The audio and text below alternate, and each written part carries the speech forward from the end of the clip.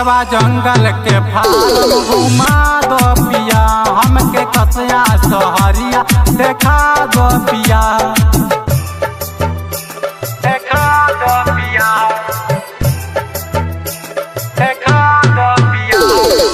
Music director Dharmendra राव, music director हमके कसिया सहरिया देखा दो पिया।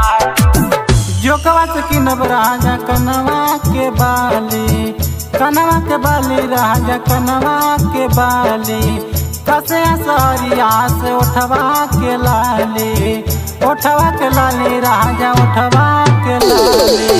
जोकवा से किनब राजा कनवा के बाली, कसिया सहरिया से उठवा के लाली, उठवा के लाली राजा उठवा के लाली।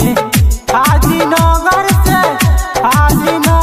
से पायल गढ़ा दो पिया, गढ़ा दो पिया। बारवा जंगल के फार्म घुमा दो पिया, हमके कसिया सहरिया देखा दो पिया, देखा दो पिया, देखा दो पिया। म्यूजिक डायरेक्टर धर्मेंद्र राव, म्यूजिक डायरेक्टर हमके कसिया सहरिया देखा दो पिया।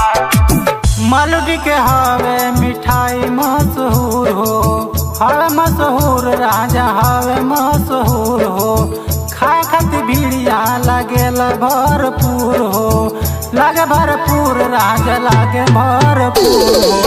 मलुडी के हवे मिठाई मशहूर हो, खाए खातिर भीड़िया लागेल भरपूर हो, लागे भरपूर राजा लागे भरपूर हो। मनपुर मंदिरा हमके देखा दो पिया, देखा दो पिया।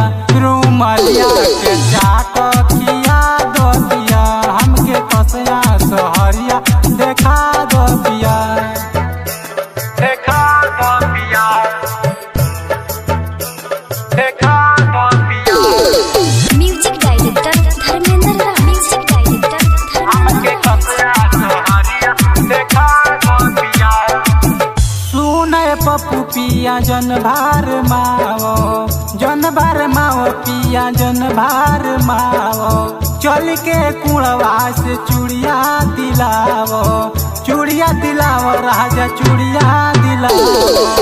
सुने पप्पू पिया जन भार माओ, चल के कुड़वा से चूड़िया दिलावो, चूड़िया दिलावो राजा चूड़िया दिलावो। सरदा फिल्म के गाना सुना दो पिया, सुना दो पिया। जिला सिवान नगर में घुमा दो पिया, थावे मंदिर के दर्शन करा दो पिया। अरे मन करे हमार सैया घूमे के बजा, अरे हमरो तो मन बहला दो पिया, बहला दो पिया। बारवा जंगल के फार्म घुमा दो पिया, हमके कसिया सहरिया देखा दो पिया।